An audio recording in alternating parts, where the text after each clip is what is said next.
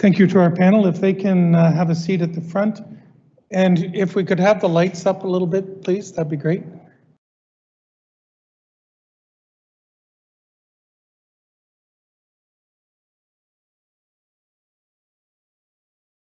And we have 2 microphones around for the audience.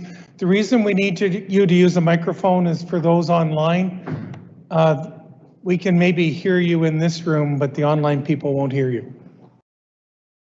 So do we have any questions to start off, or are you going to rely on me? Question over here.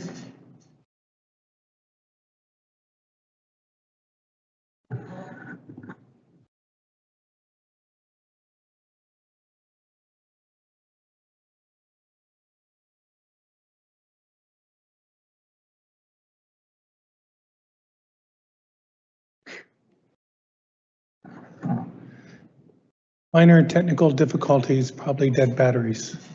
Maybe if there's another question in the room, we can go to that one and then we'll come back to this one as soon as we get it resolved. Well, we've got a microphone there now. Excellent. Hello? Okay. We all know the problem of salt has negative environmental impacts, but it also has a big cost on our infrastructure, deterioration of our vehicles, and in high traffic footwear, in high traffic areas, it deteriorates your footwear. Are we getting to the point where it's economically viable to actually heat the road or heat the sidewalk as an alternate strategy instead of over applying salt, especially in critical infrastructure like the Burlington Skyway or high traffic parking lots, sidewalks, or public squares? Somebody want to tackle that one?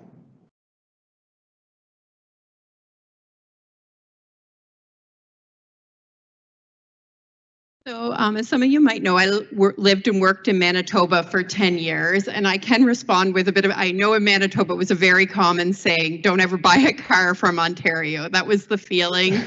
Because Manitoba is so cold, it uses a lot more salt in its mixture. So I thought that was maybe an interesting anecdote to share.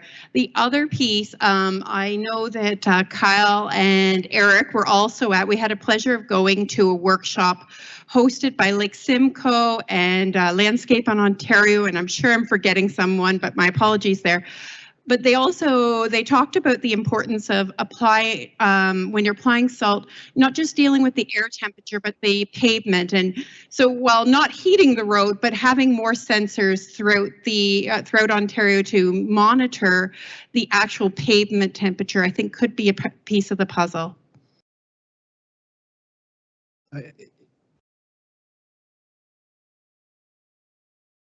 I think too, depending on the location, another potential solution could be the use or the utilization of perhaps geothermal heat. Again, not appropriate everywhere. There's some challenges and realities of geothermal, but I think in some municipalities, new builds in particular are utilizing geothermal heat as a means to treat ice and snow on private parking lots.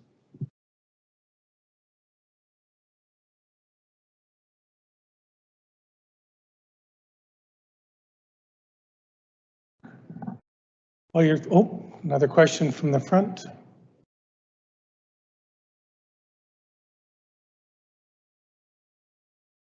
Check. Yeah. Thank you. I have a question for the first presentation about the Kettle Lake. Thank you for that. It was a great presentation. So you showed that a lake typically, or the Kettle Lakes typically exchange waters twice during the year. And you showed that compared, and I think it was 2017 compared to 2002. In 2017, it was harder for the waters to mix. Do you have any idea why it became harder for the waters to mix? Is it because there was increased trees around it, or not as much wind? Yeah, can you hear me? Yeah.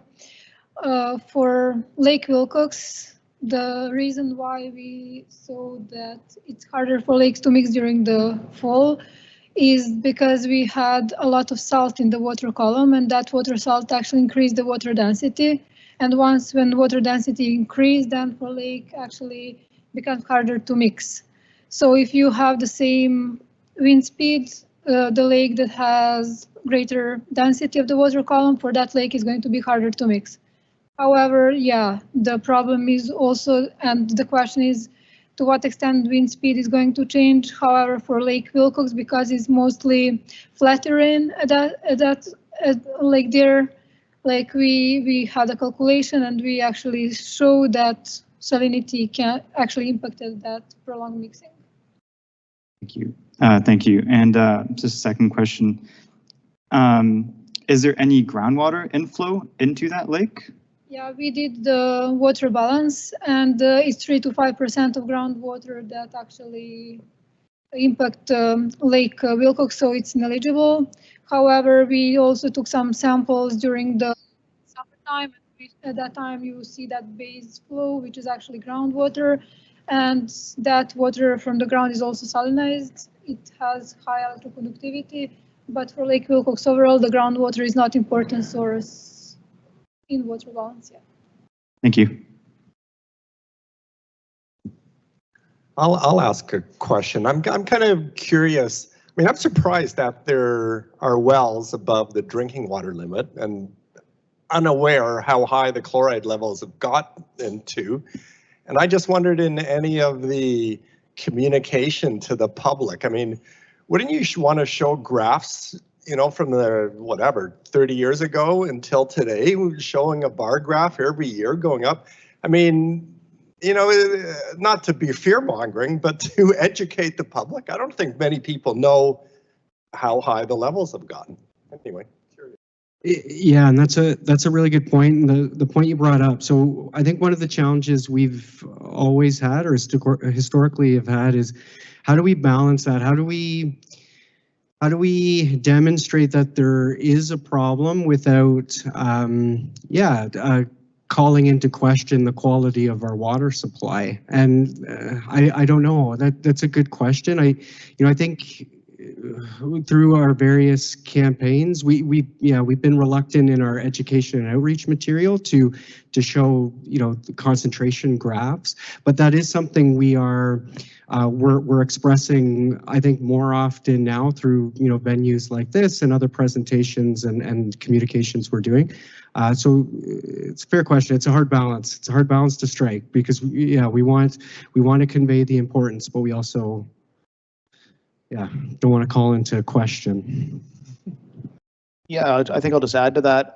So in our direct public education material, we haven't yet put out the graphs, but we definitely have used them in presentations like this and to council and in public events. So, you know, it is striking that balance that Eric's talking about, where we don't have exceedances of the aesthetic objective yet where we are, but we do see the trending going up. So yeah, I think it is important to get the message out. Like Doug Ford says, get her done. Put them out there. No relation. Got a question here. Check. So why do you think that, or there is still liability for trips and falls, or it hasn't been reduced, or what steps do you think can be done to reduce liability if contractors want reduced liability? And like, why do you think it hasn't been changed yet, or what is preventing change? Yeah, I can start with that, and then for sure. So yes, there's a provincial liability. The provincial liability framework hasn't been changed yet, and we do see some examples of some jurisdictions, some U.S. states, where they have brought in like accreditation for winter maintenance contractors. New Hampshire's model that gets used quite a bit as an example, where they brought in accreditation for winter contractors, and as long as they can show that they've met that accreditation, it's very similar to our Smart About Salt here, then they have reduced liability in terms of slips and trips, as long as they've done, you know, what they're supposed to have done. Yeah, the challenge, why it hasn't been addressed yet, I'm not sure, but one of the things I think that we could talk about here is advocacy would definitely help, right? You know, we've got a large group here, and this is an important issue, and I think we're seeing the concern that's we're starting to be the canary in the coal mine, I guess. But yeah, at this point, we would need advocacy with the provincial government to change that liability framework.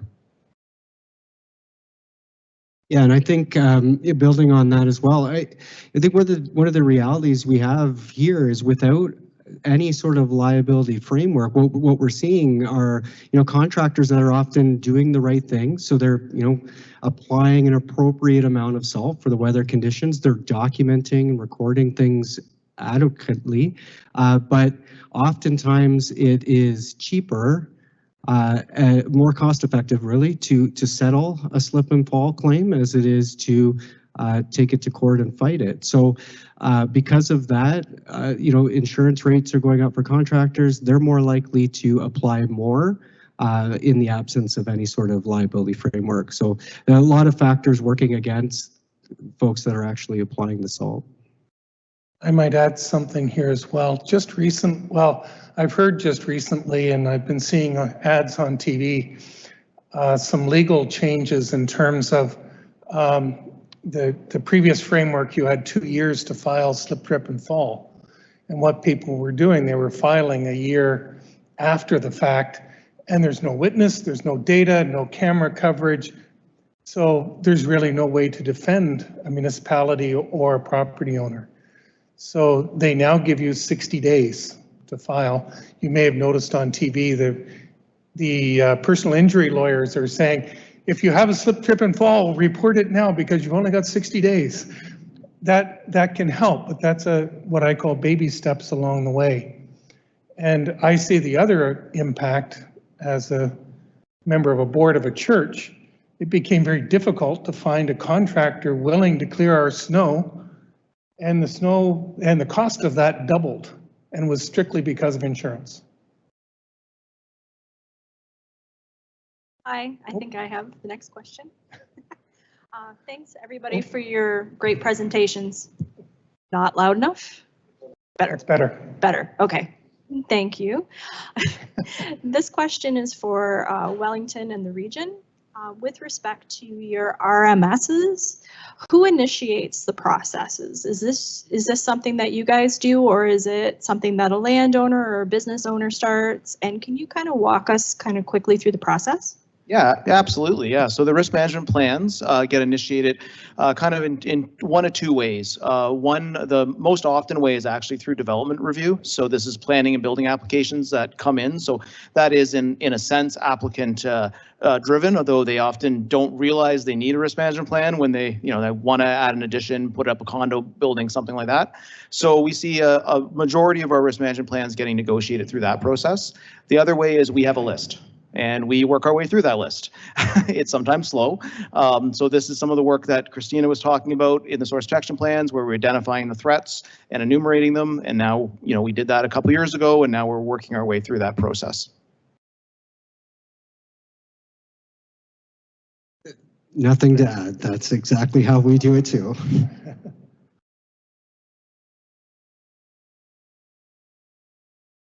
Hey guys, excellent presentation, by the way. I was just curious, just with the data that you've looked at, and you mentioned like how it's getting warmer. Are you seeing or expecting to see a downward trend in salination or the salting of the roads going forward? Climate change will actually bring probably warmer temperature. However, it's also going to bring more extreme events. And during those more extreme events, we are going to need even more salt application than during those normal events. So that is actually challenging questions, and we need to see how we are going to deal with that. It's on? Okay. Yeah, so we've also done some water quality forecasting as part of watershed planning at TRCA. The most recent one was the Humber Watershed Plan. There was some prediction in that modeling that maybe we'd see with less salting with warmer temperatures, but it's hard to say. As you say, more extreme events, increased road density. It's hard to say. Maybe, but maybe also some neutral or maybe increasing. It's still very difficult to tease out the trends.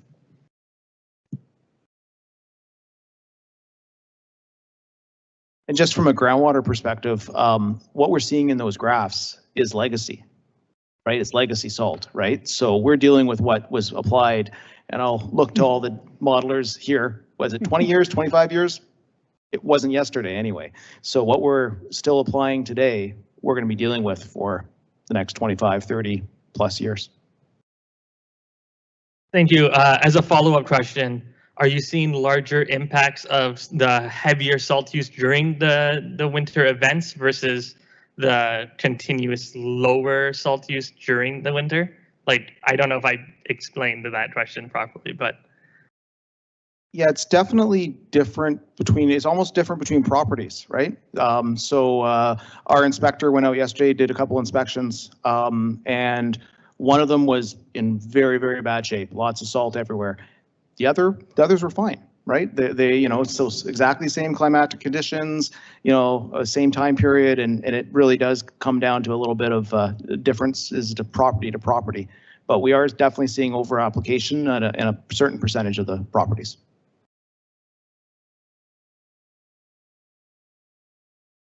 Yeah, and we'll often see, though, you know, in extreme weather cases like today, with all of this rain that we had over the lunchtime hour, I imagine we would see a flush of chloride. All the chloride that gets caught up in snow piles, snow storage areas, that all gets flushed out. So we would certainly see more chloride at that point.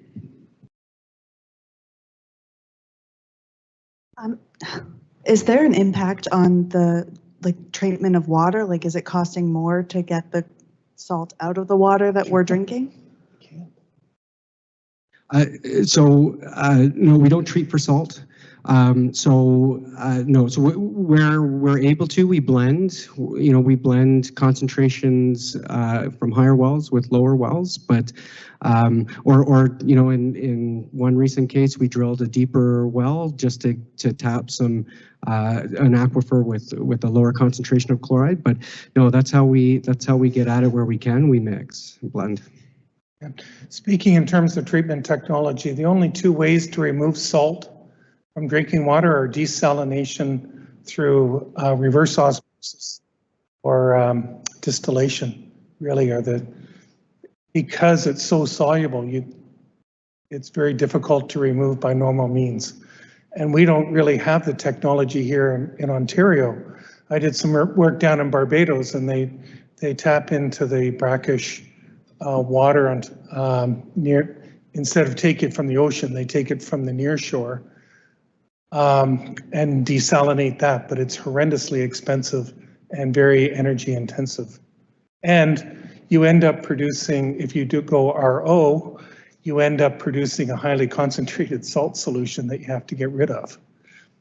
So there aren't any easy solutions in treatment.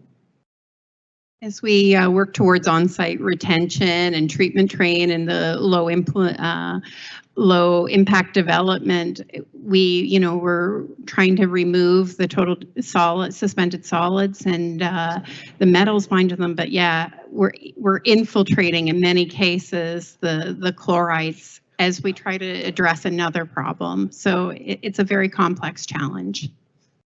Yeah, I guess my question follows on from that comment about how in urban areas now we're trying to promote, LIDs and infiltration-based stormwater management approaches, and just for the region of Waterloo, you mentioned that you try to discourage enhanced infiltration around car parks, but I was wondering if that also, you try to do that around roads, and then also I was wondering kind of what other regions are doing with respect to kind of managing the stormwater management problem versus the chloride problem.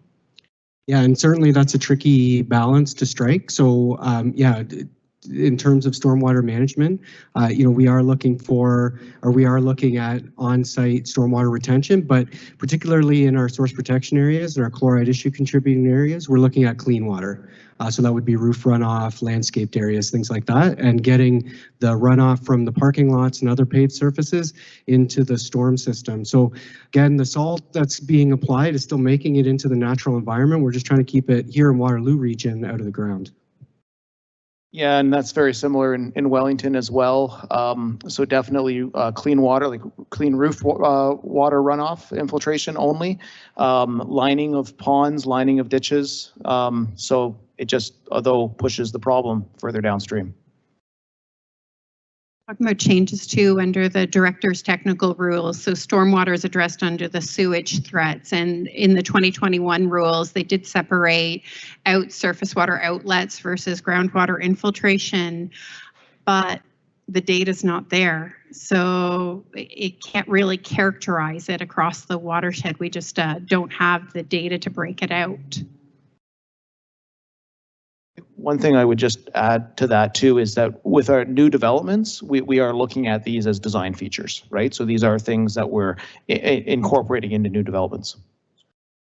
As you mentioned, we are just moving problem downstream, but I think in Europe earlier they addressed that problem by drilling very deep wells, and they collected the brine and then they infiltrated that deep down, and also they reuse that brine, so that can be potential solution, but we need to do some cost evaluation to see whether is that possible here.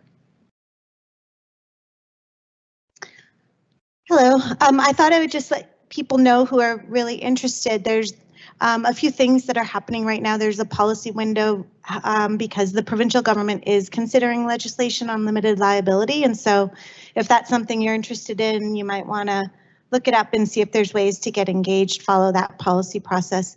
And the second opportunity would be a number of nonprofit groups in Ontario have been thinking about this. They've created a coalition called the Ontario Salt Pollution Coalition.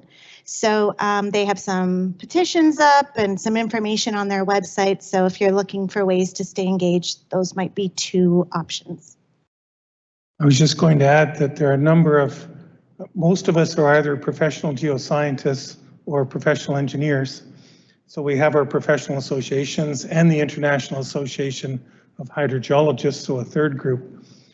Some of us are members of two or more. Anyway, so maybe some advocacy is something we could get engaged with more as organizations. Don, could I just add to that Sure. too? Like in addition to advocacy, education. And educating, whether it's your colleagues, whether it's your colleagues, whether it's your family, or whether it's the children too. So there are great organizations like the water festivals across Ontario. Some will know that I'm the co-chair of the Waterloo Wellington Groundwater Festival, so complete disclosure of conflict, I guess. But yeah, come out, join those water festivals, educate the next generation, but also really talking it up with your colleagues, I think is important as well. You know, just so that this is an issue and we need to kind of grow that awareness.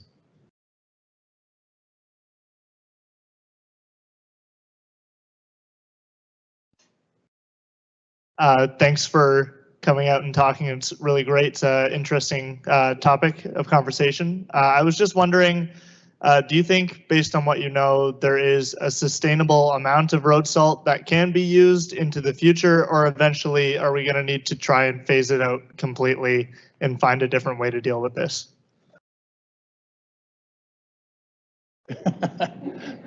Anybody want to touch that? Well, that's a tough one.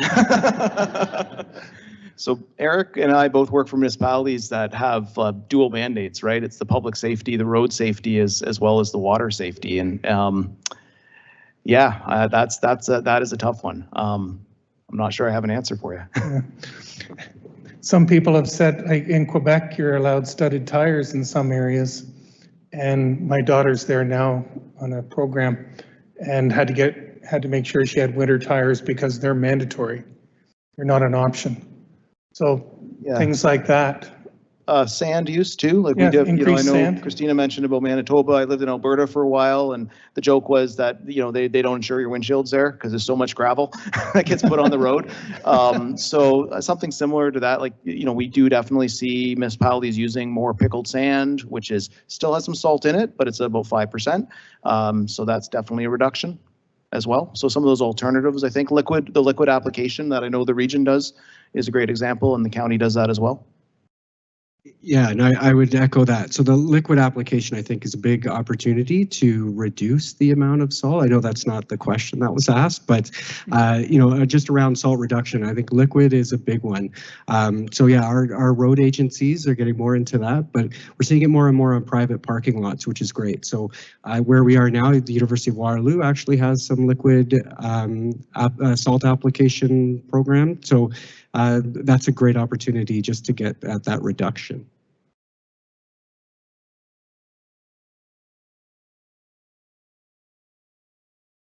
All right, well, we're kind of cutting into break. I'd just like to ask maybe one more question for the panel. If there was one action you could stop doing with respect to salt management, what would it be? I'll go out of order, I guess. Kyle and I talked about the things we would like to stop doing. I guess maybe guessing. There's a lot of guessing when it comes to winter maintenance. Contractors are sometimes guessing. Our road operators are sometimes guessing the amount that they're applying, the weather conditions, and there's some unpredictability there. But I think there's a huge opportunity around data collection, utilizing data. It's getting more accessible to collect micro bits of data, whether it's road conditions, weather conditions, and we can utilize that data to make more informed decisions about winter maintenance. And I think if we could stop some of the guesswork, that's, I guess, where I'd start. I think that we should stop to try to look just for one solution, because we need just to have different solutions and to implement them together. I think most of the time nowadays we are trying to switch road salt to something else. But if we really want to reduce the road salt and somehow to improve desalination problems that is going to continue also in the future, we really need to start maybe to take a look into different urbanization planning and to try to use less car, because that is why we use that such a huge amount of the road salt. And also maybe we can, as they already mentioned, to educate people, and then to try at least in our neighborhoods to apply less salt, and then to have maybe some signs, and also that all of us should have proper shoes, and in that way we might reduce the salt. So I don't think that we can just think about one solution, but about like multiple solutions that we can implement together. I suppose in some ways it could be simple if you just avoid excess salt, applying excess salt, but how we get there is the question. I think Eric answered it quite eloquently when he said stop the guesswork, whether it's calibration of the snow removal equipment, whether it's the application rates for roads, knowing the weather conditions, knowing the pavements. There's so many variables. Yeah. But I wanted to share, thank both Eric and Kyle for the wonderful pictures in their presentations. I know it's been said, if you can see the salt, you've applied too much. And those pictures brilliantly demonstrated how much salt we're applying. Thanks, Christina. I think I'll actually end it with kind of a challenge to all of you. Stop the expectation of bare pavement. We live in a winter country, right? We have snow, we have ice. Right, so the thing is, proper footwear, right? So I'm not saying that we have to stop using salt, but if we stop the expectation of bare pavement, we used to wear winter boots and then change your shoes when you got into work, right? So that's a challenge I'm going to put out to the group. Yep, and back to snow tires. I have to say, I was really disappointed. When my children were going through driver's ed, one of the instructors said, well, I don't really see a need for snow tires. And he told that to a class of students. And there's a lot, I see stuff all the time on social media or whatever, that it's a lobby by the tire industry to sell more tires. And they don't get it. Anyway, so driving that message home that we've got this bare pavement mentality. everywhere. And I can say that as someone who slipped and fell in the middle of Steeles Avenue one time. Right in front of a whole bunch of cars. Yeah, I'd agree. Well, that sounds awful, Don, actually, but but I agree. I think it's a message we can all take home. Take home to the dinner table. Take home to your families. Right? It's that expectation of bare pavement, and yeah, put on a pair of boots. Yeah. Thank you very much to the panel, and break time.